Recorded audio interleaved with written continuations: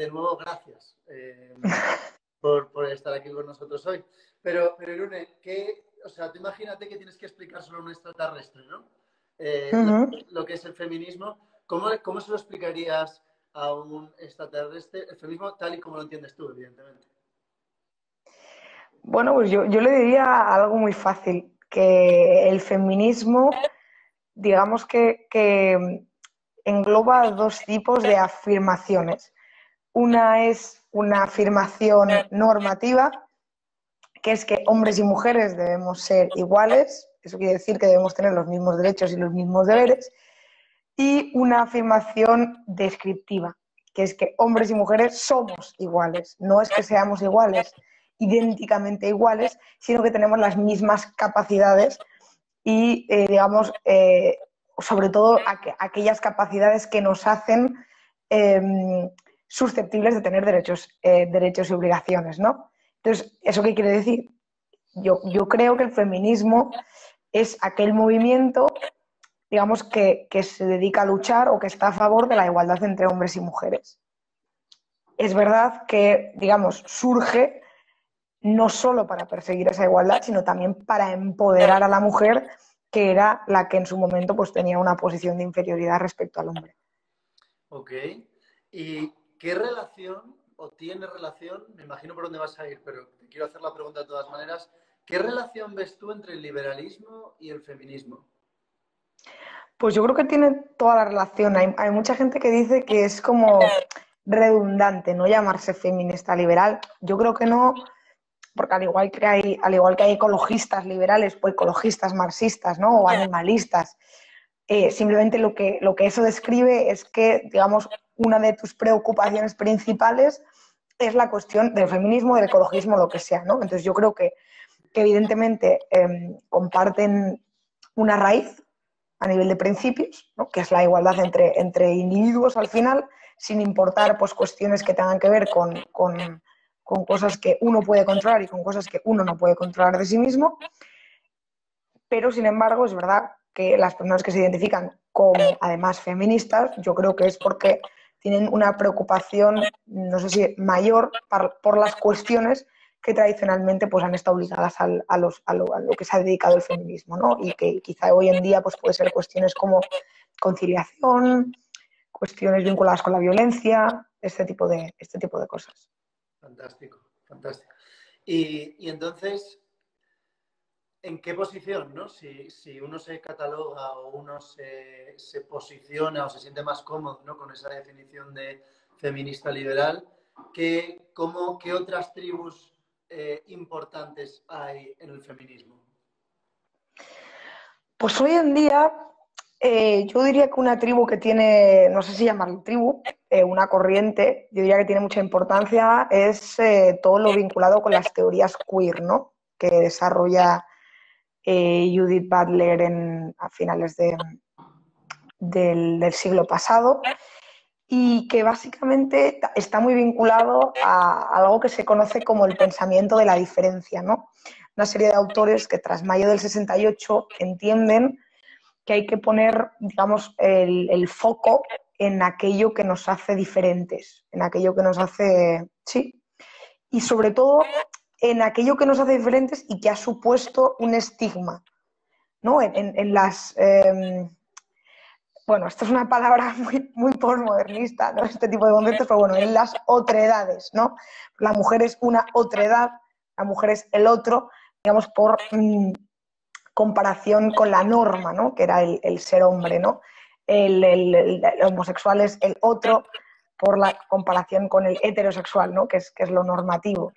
Entonces, esas corrientes, la corriente queer, además de evidentemente beber, ¿no? De esa cuestión de la identidad y de la diferencia, bueno, pues tiene un planteamiento tan transgresor como decir que no solo el género es una construcción social, sino que el sexo también, ¿no? Y además utiliza un concepto también, bueno, muy en la línea de lo que te acabo de decir, que es que el género es performativo, ¿no? Que lo generamos con la forma como la forma en la que nos comportamos, ¿no? En nuestro día a día, no solo en cómo los demás nos perciben y, digamos, qué roles se deciden que nos tocan llevar a cabo, pues dependiendo del sexo que tengamos. Eso por una parte, ¿no? Luego, pues probablemente tenemos un feminismo más marxista, que yo creo bueno, mucha gente suele confundir, ¿no? Se cree que todo es el feminismo de izquierda, pero por ejemplo el feminismo marxista y el feminismo queer o los movimientos queer no se pueden ni ver, ¿no? Pues porque el feminismo marxista lo que dice es que ha habido un problema con todas las teorías queer y es que han quitado el foco de lo importante que era la lucha de clases, ¿no? Y todas estas cuestiones, y la han puesto en cuestiones que tienen que ver con la cuestión cultural, ¿no? Y que eso no es lo que le tiene que competir al socialismo.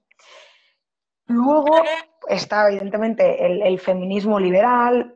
También yo creo que el feminismo liberal, de alguna forma, es hermano del feminismo disidente, del feminismo individualista, bueno, todas estas corrientes un poco que lo que vienen es a decir, bueno, a ver, igual el feminismo se nos está yendo de las manos, igual el feminismo hegemónico se le ha ido un poco la olla, igual igual hay cosas que están en cierta medida imbricadas en la naturaleza humana y hay poca cosa que podamos hacer, igual intentar construir la mujer perfecta pues no tiene sentido, y no solo no tiene sentido, sino que además pues es reduccionista y autoritario, ¿no? Entonces, un poco, bueno, ponen un poco el énfasis en precisamente no en esa identidad como diferencia, sino en la pluralidad dentro de que cada individuo es único, ¿no? En sí mismo, y que, bueno, pues que cada individuo tiene sus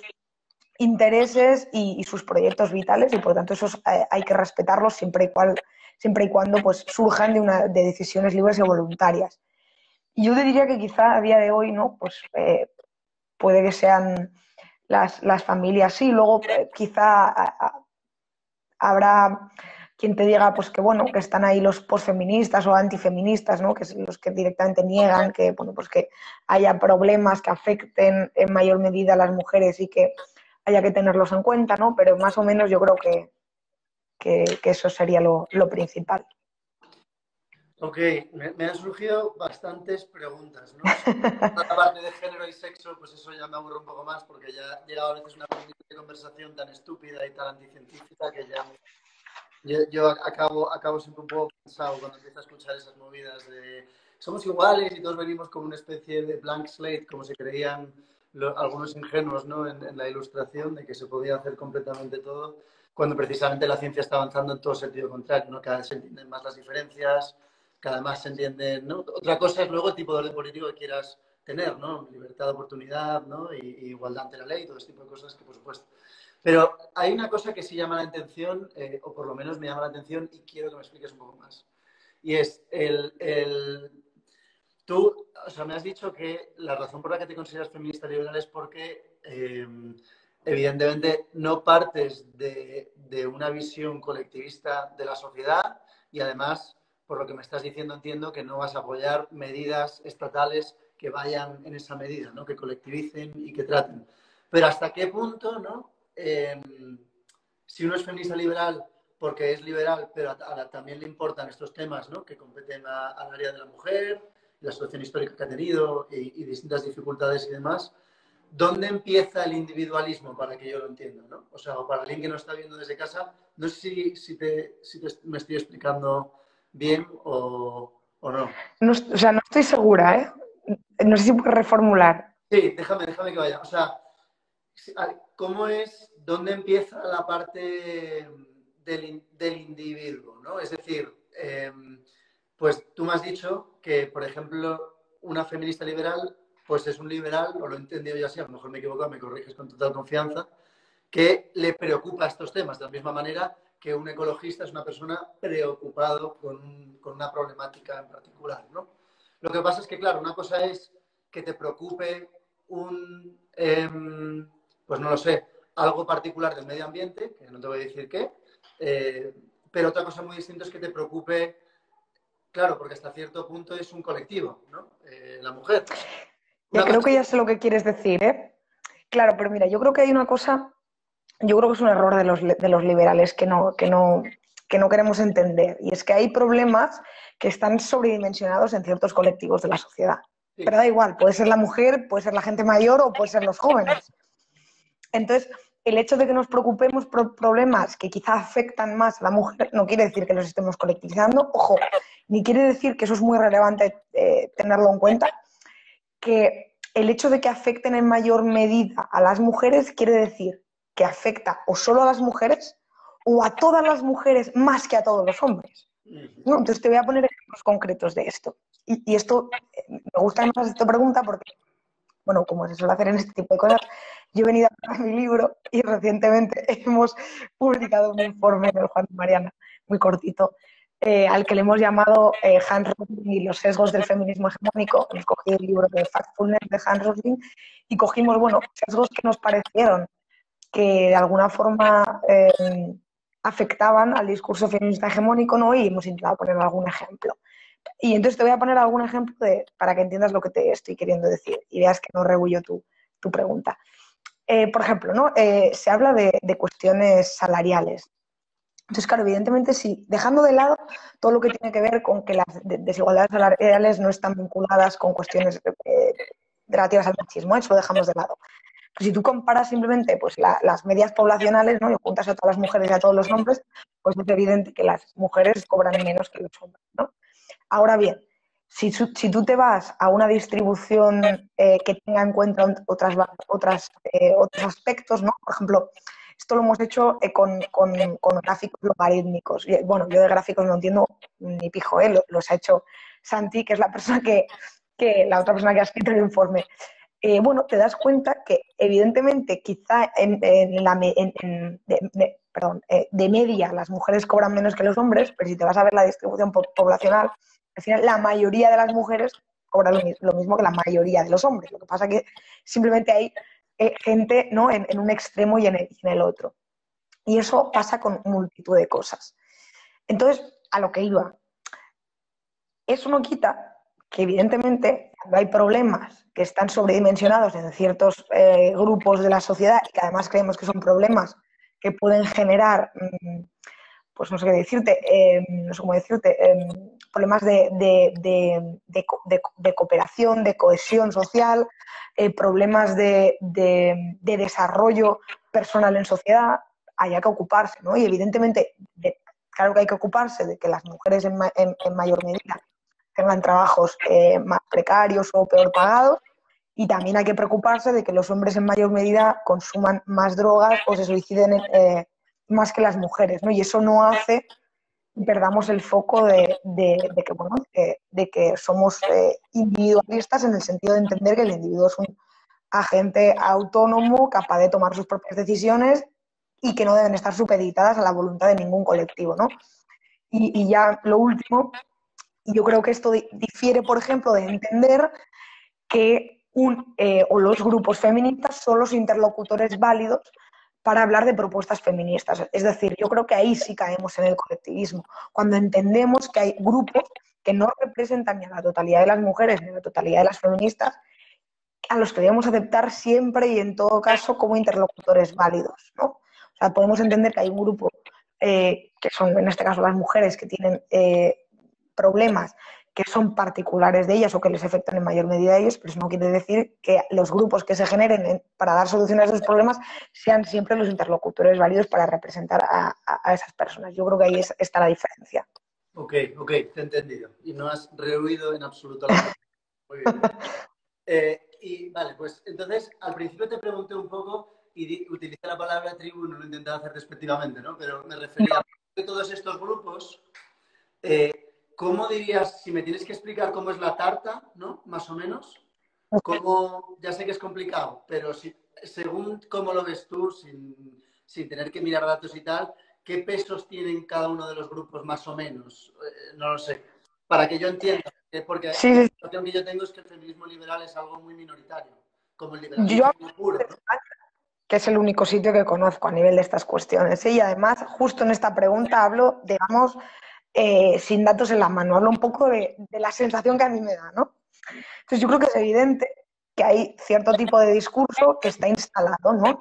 Y hay cierto tipo de de cosas, de narrativas que no se discuten, ¿no? Y que probablemente pertenezcan, yo diría que a un feminismo de izquierdas que no tiene muchos apellidos, ¿no? Un feminismo en general buenista, ¿no? Pues que entiende que la violencia de género es un problema, que tiene una definición muy concreta de lo que es la violencia de género, que cree que la mujer, si no fuese gracias a las cuotas y a la discriminación positiva, no estaría en muchas de las posiciones en las que está, que entiende que hay una especie de agravio histórico que además se ve de alguna forma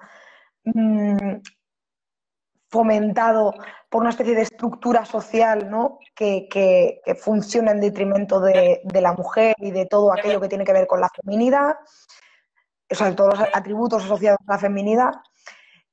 Entonces, yo creo que ese es el feminismo que está hoy en día en las instituciones, ¿no? Que ha impregnado además pues, a la mayoría de medios de comunicación, a la mayoría de partidos políticos, aunque quieran negarlo, y un poco a la sociedad en general, ¿no? Pues probablemente si tú, no recuerdo, creo que quizá en algún momento sí ha preguntado sobre esto el CIS, pero muy pocas veces, pero probablemente si cogemos el CIS en alguna de estas preguntas, bueno, pues por ejemplo, sí creo que sí, lo veía hace unos días, ¿no? Que si preguntan a la gente si creen que la violencia de género es un problema en España, pues el 90 y pico por ciento te pueden decir que sí.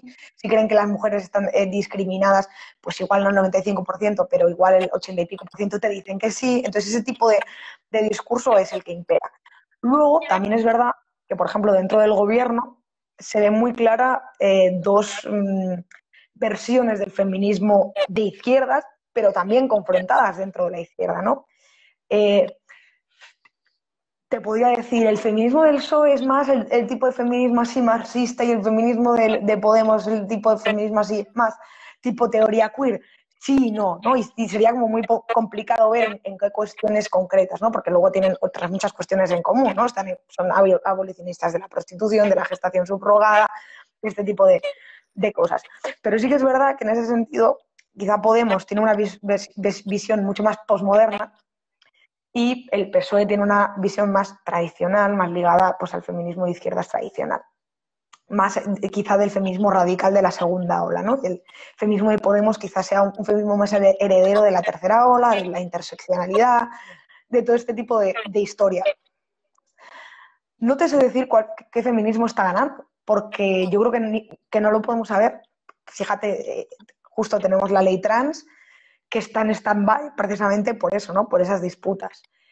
En la sociedad tampoco tengo claro cuál de los dos feminismos está ganando, pero al final, si es lo que yo te decía al principio cuando te respondía esta pregunta, si tú te paras a pensar, evidentemente que para muchas de las personas que se encuentran en estos ámbitos son diferencias pues, que nos pasa, ¿no? A lo que si los liberales, o sea, que si los minarquistas, bueno, son diferencias casi irreconciliables, que son casi más aspavientos que diferencias reales al final, y a mí es lo que me da la sensación. Al final, en las cuestiones gordas hay una especie de consenso en la sociedad, digamos, muy escorado a la izquierda, pero en general en este tipo de cuestiones, en lo que se le viene a llamar la batalla cultural, pues ya sabemos que la izquierda ha ganado, ¿no? Y entonces el feminismo no es una excepción en ese sentido.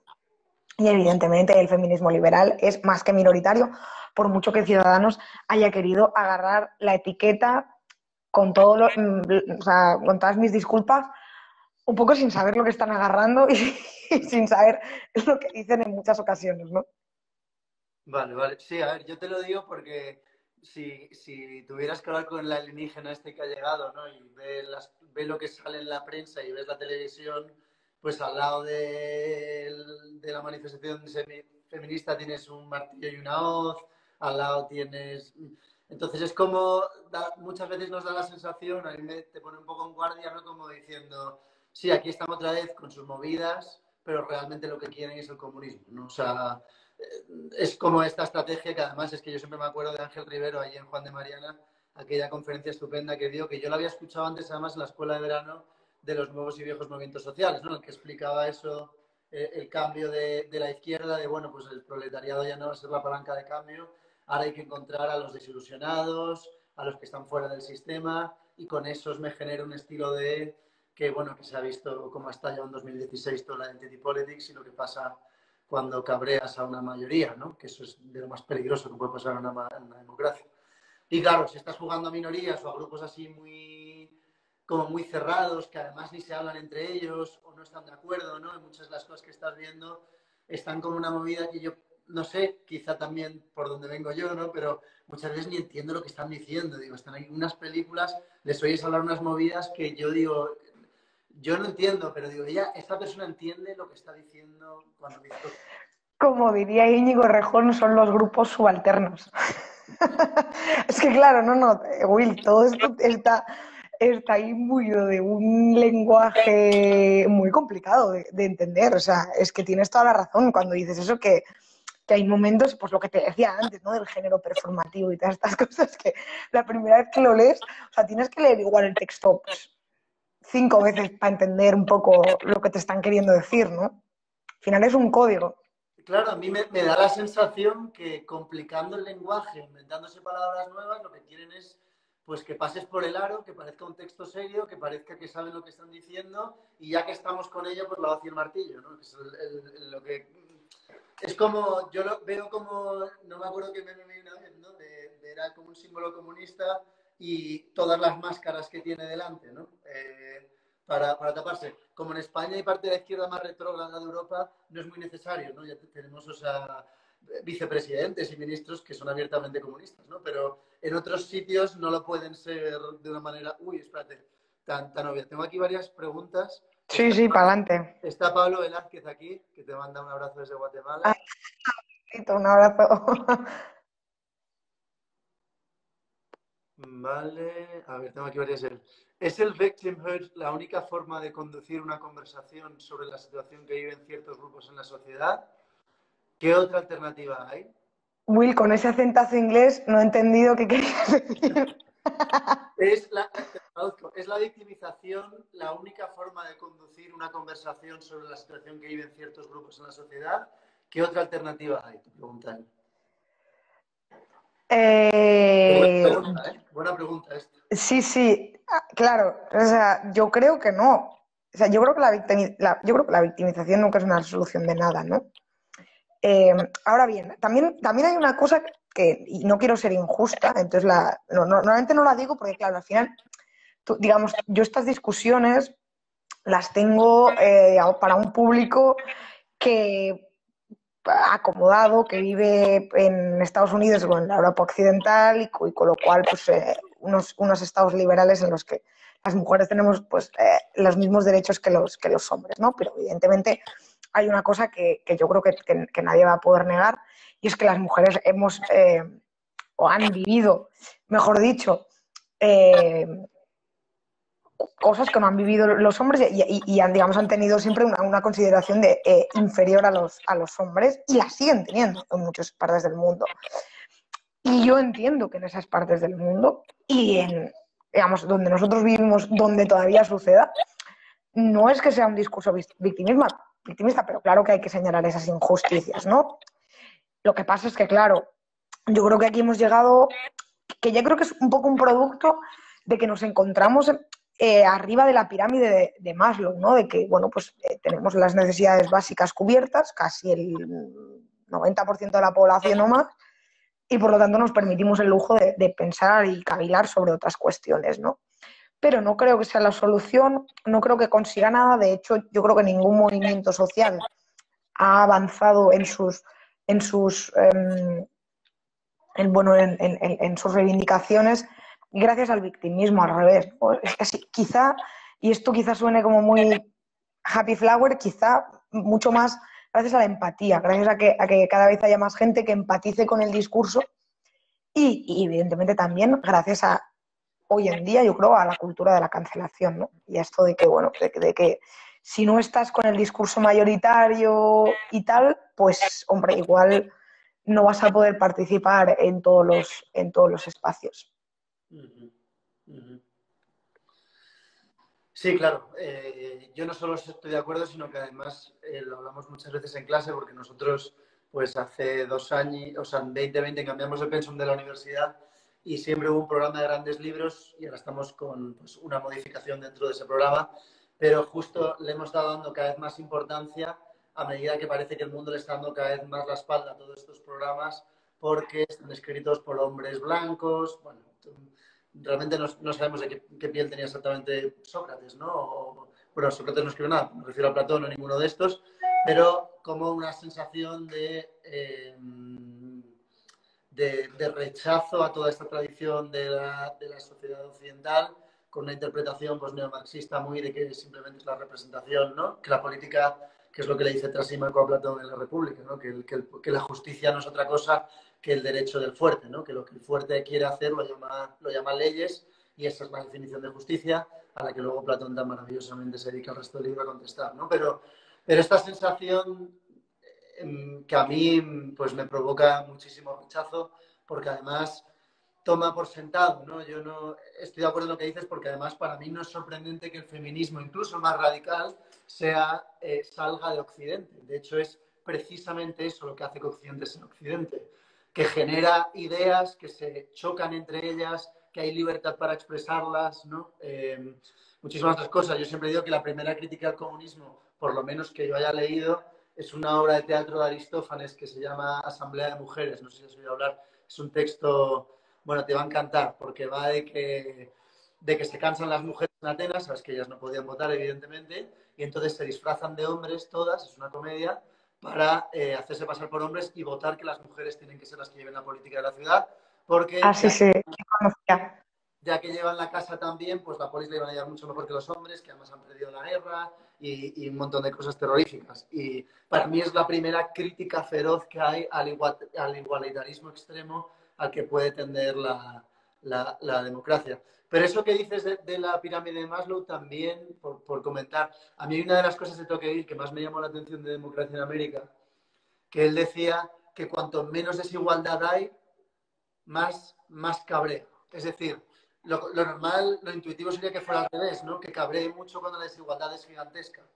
Pero lo rico del argumento de Tocqueville es que dice, no, todo lo contrario. Cuanto menos desigualdad haya, más inaguantable va a ser para la población.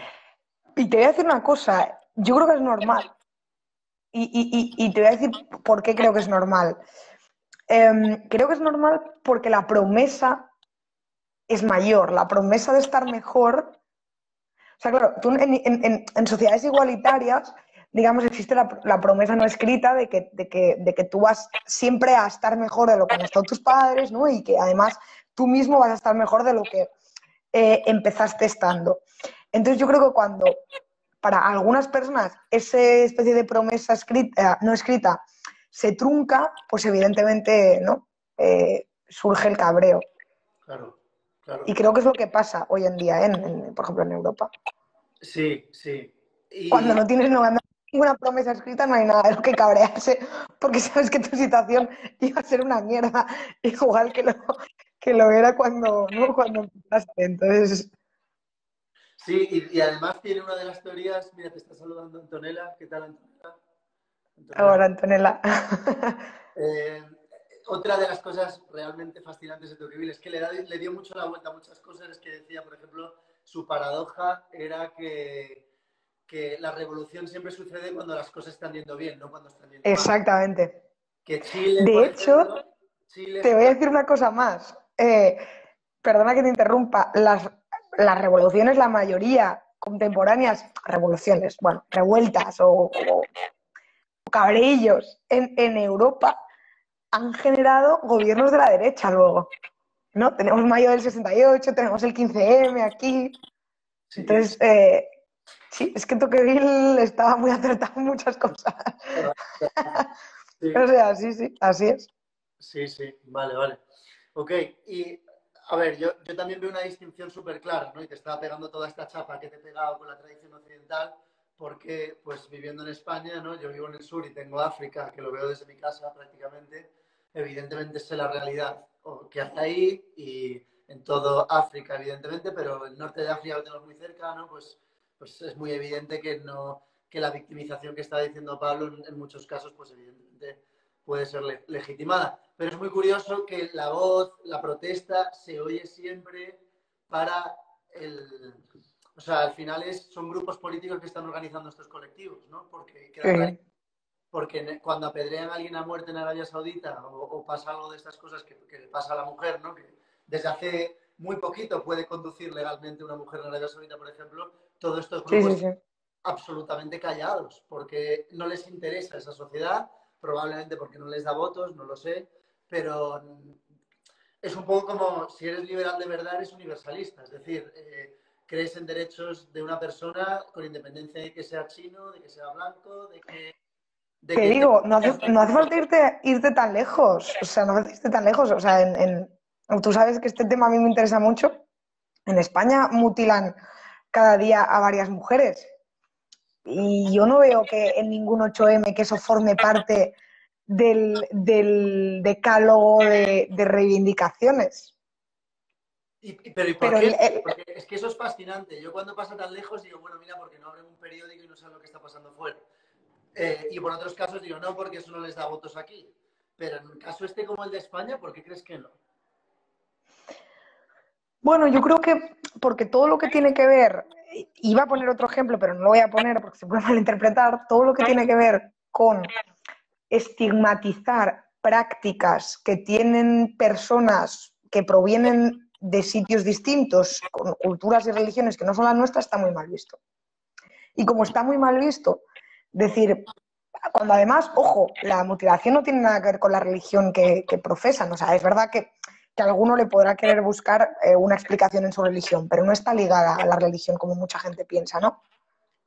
Sin embargo, parece que si no, que si lo señalas, lo que estás un poco, en cierta medida, es señalando, ¿no? Pues al que viene de esos sitios donde se sigue practicando eso, ¿no?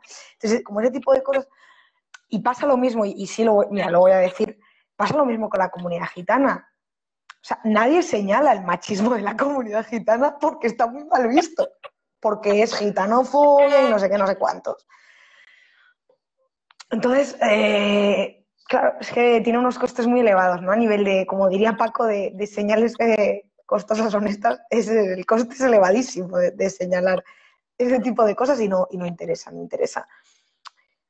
Pero el problema es que, claro, eso de alguna forma lo que te da o te deja que pensar que quizá el compromiso con el bienestar de las mujeres no es todo lo genuino que, ¿no? que dicen que es. Claro, claro. Porque, claro, si nos interesa, o sea, si nos parece grave, para ponerlo en cifras, ¿no? Si nos parece grave que haya, no sé si en los últimos años ha habido 60 y tantas, ¿no? Mujeres muertas a manos de sus parejas. Quizá me equivoco en la cifra, pero sé que ha estado oscilando en los últimos años desde los 50 y pico hasta los 70 y pico. Ostras, porque no nos parece grave, no sé si es la cifra, esta la voy a cagar porque, pero sé que es más de 1000, pero no sé si es alrededor de las de 10.000 niñas mutiladas en los últimos años en España. Hombre, pues yo creo que hay una diferencia brutal a nivel de cifras, ¿no? Y el bombo que le damos al tema de la violencia de género, pues no tiene nada, para empezar en prensa, ¿no? Y en las reivindicaciones de todos los movimientos y tal, no tiene nada que ver con el de la gestación, que además le sucede a niñas que son menores de edad y por lo tanto no tienen capacidad ni de decir que sí, ni de decir que no, ni de nada, ¿no? Porque les preguntan y nadie... entonces, bueno, es curioso, es muy curioso, ¿no? O la cantidad pues, de matrimonios concertados que existen, por ejemplo, para hombres y para mujeres, ojo, en este caso, porque, por ejemplo, en la comunidad gitana, y nadie pone el grito en el cielo por ese tipo de cuestiones. Ok. ¿Se oye mucho ruido de fondo o me escuchas bien? Yo te escucho bien, Es que tenemos aquí a mucha gente no te preocupes. y casi y se están hablando un poquito antes, están haciendo aquí una vuelta por la facultad a nuevos alumnos. Ok, ok. Y Irune, por lo que tú ves, de nuevo te pido que te saques la bola de cristal, porque eso es lo divertido de estas conversaciones. Bueno, perdona, sí que había una petición aquí, ¿eh? Sí, Catherine Roquel te preguntaba, hicieron mención sobre un libro que habla de las mujeres que se disfrazaban para tomar decisiones. se refiere a la obra. Ah, ¿cómo se llama? ¿Le puedes decir en alto para que te lo lea? Para que lo pueda Pues leer. si lo dijiste tú. De mujeres que se disfrazan. Ah, perdón, sí, Sí, la obra sí, sí, sí, sí. sí, sí, Se sí. llama, se llama la obra Asamblea de Mujeres. En inglés es Assembly of Women, sí, de Aristófanes. O sea, lo tienes que leer, ¿eh? Porque es súper políticamente incorrecto, es como era Aristófanes, vamos, no tengo que decirte mucho más. Y es realmente gracioso.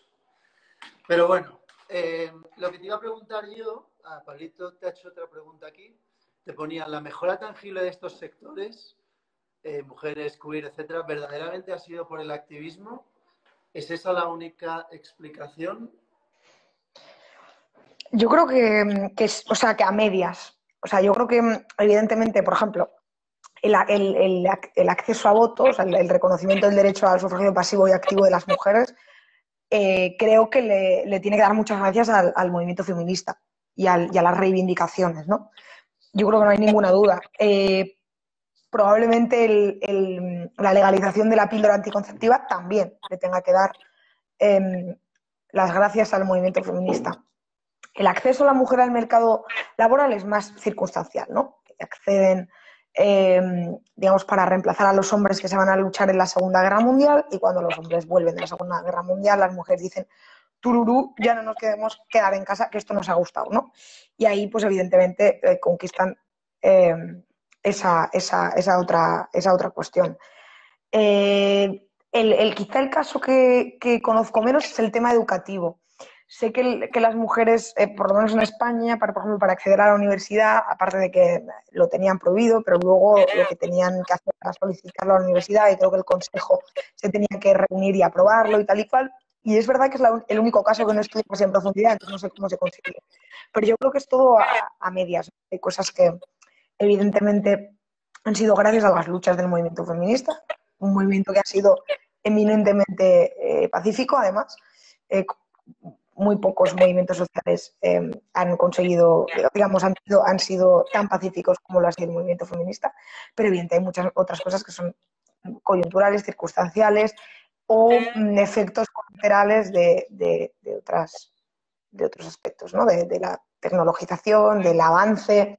Al final, en general, salvo contadas ocasiones, hay una tendencia creciente a ampliar los derechos y libertades a cada vez más mayores capas de la sociedad, ¿no? Primero con todos los hombres, luego también incluyendo a las mujeres.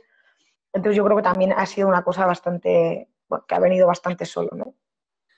¿Sabes? Acabo de... Ya sé que soy un pesado con el mundo clásico, pero No, no. una cosa que me llama mucho la atención, ¿no? Pues yo conozco quizá más el caso en Inglaterra, ¿no? Que es entre 1918, 1928 y demás, como que la guerra que dices tú hace que las mujeres sean así una parte crítica de la sociedad y evidentemente demandan un rol en la política, ¿no? Pasó exactamente lo mismo en la primera democracia del mundo en Atenas. La parte más de democracia más radical que se va abriendo a cada vez más gente es justo después de la batalla de Salamina, Battle of Salamis, que los remeros que llevaban los barcos saben que han sido instrumentales en ganar esa guerra y quieren participación política también. Y la élite es consciente de que eso es así y que por tanto es cuando empieza pues todas las reformas de Pericles y todas las demás cosas que pasan suceden justo en ese momento, como si la guerra en algún momento ponga en relieve cómo de importantes son los individuos para el Estado y no quede más remedio o sea, como que la legitimidad se va totalmente hacia otro lado, ¿no? Y decir, oye, pues habrá que dar sentido a todo eso. Mm, mm. Ok, pues yo te quería preguntar también, aquí tengo una, a ver. Sí, hay un... Sí, tengo otra pregunta aquí. Perdona, dime tú, Sí, sí, sí. dime tú No, si no, te... no, pensaba que había visto yo una pregunta, pero no. Vale, ¿el enfoque interseccional en las políticas públicas puede considerarse útil o peligroso? ¿Sabes qué pasa? Que es que no sé en qué se traduce el enfoque interseccional. O sea, yo sé lo que es la interseccionalidad, ¿no? Que es el hecho de que, digamos, no solo tomemos en consideración la discriminación por género, sino todas aquellas discriminaciones que pueden atravesar a una misma persona, ¿no? Y puede ser pues, la discriminación por raza, la cuestión de la clase social y ese tipo de cosas. Entiendo de alguna forma que aplicar a las políticas públicas una visión interseccional sería tener en cuenta no solo el impacto de género, sino también el impacto racial, ¿no? El impacto por clase social. Mira, yo honestamente creo que el objetivo de una política pública debe ser, en primer lugar, aumentar el bienestar de cuantas más personas mejor y, en segundo lugar, digamos, contribuir a la, no sé cómo decirlo, pacificación de los conflictos sociales que puedan surgir por cualquier índole, ¿no? Más allá de eso, yo creo que plantearse otras cuestiones es absurdo, porque luego ya entramos en, pues eso es lo que te decía, ¿no? Sí, tiene que haber una mirada de género, y tiene que haber una mirada racial, tiene que haber una mirada no sé qué, y también de orientación sexual, y por qué son esas las etiquetas que debemos considerar relevantes de una persona y no otras, y por qué, y claro, si yo soy negra, mujer y no sé qué, cuál es la etiqueta que más predomina o que más relevante es en mi persona, y al final entramos en cuestiones muy complicadas, ¿no? Y por eso los liberales siempre hemos sido muy cautelosos en ese sentido y hemos dicho, mira, las cuestiones que tienen que ver con lo personal, que se queden en la esfera privada, que se las gestione cada uno y que el resto de la sociedad se meta lo menos posible. Yo creo que hay que reivindicar, ser cauto, ¿no? En ese sentido. Es que jugar a ser Dios y jugar a saber qué es lo mejor para los demás y todo ese tipo de cosas es ingenuo y peligrosísimo. Sí, sí que es tremendamente peligroso. Pero y además yo lo digo mucho. Yo me acuerdo que vi muy movido en redes un argumento de esos que decía, y ni siquiera entrando a temas muy complicados como los que estás mencionando tú, ¿no? Sino que decía, men shouldn't vote about women's issues o algo así, como diciendo. Ah, sí, sí. Claro, y Entonces, desde entonces, este punto de vista, nadie puede votar por nadie de otra persona, porque ¿quién se va a poner exactamente. los zapatos Y del entonces, ¿quién decide la educación que reciben los niños? Y claro, claro, sí, solo los pensionistas pueden votar sobre las pensiones y es todo absurdo, ¿no? claro. Ok, Sí, sí, sí. pues déjame que te haga una pregunta también. Es que quiero que saques la bola de cristal otra vez, porque a mí es lo que me Vale. divierte. Si quieren ver el informe y todos tus datos de Juan de, les Sí, envío, sí, por supuesto. Pero a mí me divierte la bola de cristal. Entonces, me parece bien. eh, ¿a dónde vamos? ¿A dónde va todo esto? ¿Qué ves tú que viene en todo este mundo, no? A mí me preocupa en general, y esto es un tema, mira, justo hoy salía un informe publicado por esa de Economic Policy, que es un think tank de la Universidad esa de Barcelona, que dirige Toni Roldán, y el informe estaba elaborado por Luis Urriols, que es un politólogo bastante conocido en España, además fue profesor mío, sobre la polarización afectiva, ¿no? En la sociedad española. La polarización afectiva es una cosa muy interesante. ¿Cómo lo explicaríamos para el extraterrestre, ¿no? La polarización afectiva básicamente no es tanto que haya o sea, que se haya, digamos, separado mucho la brecha entre posiciones políticas, ¿no? O entre ideologías, sino que además percibamos todo lo que tiene que ver con el enemigo político eh, con rechazo, ¿no? Es decir, se suele medir por cuestiones como por ejemplo, si votas al PP, ¿cómo te sentaría que tu hijo votase al PSOE? ¿O cómo te sentaría que si eres, no sé, súper religioso, que tu amigo fuese homosexual? O, ese tipo de preguntas se suelen hacer, ¿no? Y es elevadísima en España y sobre todo en tiempo a esta parte. Hemos pasado de polarización ideológica en su mayoría a una polarización afectiva muy importante. Y eso cómo lo ligo con la cuestión de la futurología que me pedías. Que a mí me da la sensación que el movimiento feminista hegemónico está contribuyendo a eso, ¿no? Y contribuye de la siguiente forma. Al final se generan, digamos, posicionamientos dicotómicos, o estás conmigo o estás contra mí. Si estás conmigo eres de los buenos, si estás contra mí eres de los malos. Solo puedes estar conmigo si aceptas todo el paquete. Si introduces algún matiz, ya estás automáticamente con los que están contra mí. Y eso yo creo que genera una tensión social muy importante, genera que personas que en general no son personas radicales ni que hayan apoyado nunca planteamientos radicales, se radicalicen y se planteen votar a partidos que no, opciones ideológicas que no votarían por cuestiones muy concretas, ¿no? Por ejemplo, con la cuestión feminista, ¿no? Yo creo que hay una parte grande del electorado de Vox que tiene mucho que ver con el antifeminismo o con, por lo menos, dar esa batalla sobre la ley de violencia de género y sobre otro tipo de cuestiones, ¿no? Que hoy en día, pues, prácticamente solo está dando Vox.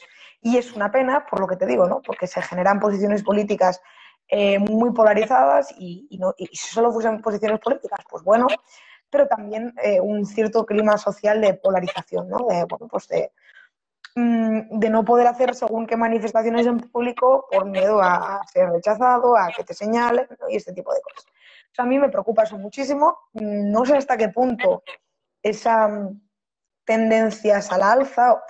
Claro, el problema es que esto se junta con el tema de identity politics, que yo creo que ha sido algo nefasto, pero yo creo que una vez más es muy lógico, o sea, es muy fácil de entender por qué ha sucedido, ¿no? Por esa sociedad. Al final, un poco, mayo del 68, las protestas de mayo del 68, son unas protestas que surgen de la sociedad de la abundancia, ¿no? Es la primera vez en la que unos chavales no se levantan para decir estamos hecho mierdas, nos habéis dejado un futuro de mierda, ¿no? Se levantan para decir el capitalismo nos ha dado demasiado, que estamos agobiados porque no podemos elegir, ¿no? Entre todo lo que tenemos. Y entonces, claro, es que eso es como, es maravilloso, ¿no? A la vez que muy peligroso, porque hemos llegado a un punto en el que todo nos sobrepasa, tenemos demasiada información y todo se vive al máximo.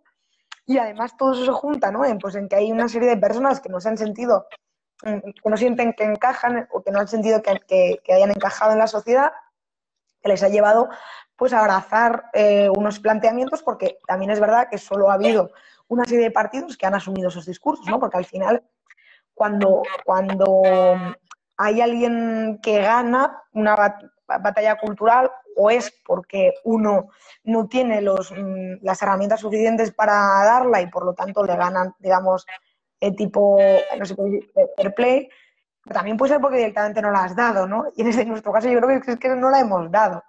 Entonces hemos abandonado este tipo de cuestiones, ¿no? Pues por ejemplo, hablar de feminismo en el mundillo liberal, ya de buenas a primeras no te miran como diciendo, a ver qué va a decir, ¿no? Porque esto es una cosa de izquierda. No, es que sí, si asumimos ese tipo de cosas, pues seguiremos como hasta ahora, ¿no? Cediendo terreno. Y al final, si la única forma de responder esto es responder desde el encabronamiento, lo único que hacemos es maximizar la polarización, que tampoco es la solución, ¿no? Yo creo que tenemos herramientas para pelear cierto tipo de términos y cierto tipo de batallas sin tener que negarlos, porque yo creo que tampoco tiene ningún sentido. Entonces, no te sé decir a dónde vamos, pero sí te sé decir que me preocupa muchísimo, pero muchísimo, ¿eh? Ok, ok. Vale, Irune, pues para cerrar, recomiéndame dos lecturas que pudiéramos compartir con los alumnos, los que nos estén viendo, los que nos ven en el futuro sobre todo, que estos vídeos se ven más a futuro. ¿Qué dos lecturas recomendarías para entender un poco la Yo temática? soy un desastre con los nombres en general de libros y cosas así, entonces nunca me acuerdo del nombre del libro. Pero yo les recomendaría, porque creo que es muy importante leer a los que no piensan como nosotros, mucho antes que leer a los que piensan como nosotros, que además imagino que todo el mundo ya los lee. Que lean a Judith Butler. No sé, ¿se llama El segundo sexo, el de Judith Butler? Bueno, no. Bueno, no recuerdo el libro, pero es famosísimo. Ahora lo buscaré y te lo voy a decir, ¿eh? No, joder, el segundo sexo es el de Simón de Beauvoir. Bueno, da igual. No, mira, hacemos una cosa si te parece. Cuando los tengas, como este vídeo va a quedar colgado, ponlo como comentario. Lo pondré como comentario. Lo pondré como un comentario. Pero el primero que yo les recomiendo es a Judith Butler. Y el segundo, que es un clásico, pero bueno, yo siempre tengo que recomendar algún libro de Stuart Mill, porque es mi ídolo. Entonces yo voy a recomendarles El sometimiento de la mujer, que es un libro en el que yo creo que le influye, bueno, yo creo que él lo llegó a reconocer que le influye muchísimo su mujer. Entonces, pues recomiendo esos dos libros, ¿no? Uno que piensa como nosotros, ¿no? Y otra que no piensa en absoluto como nosotros, pero que es muy relevante porque yo creo que, como te decía antes, perdón por enrollarme, pero hay que empezar, digamos, a empatizar con aquel que piensa diferente a nosotros.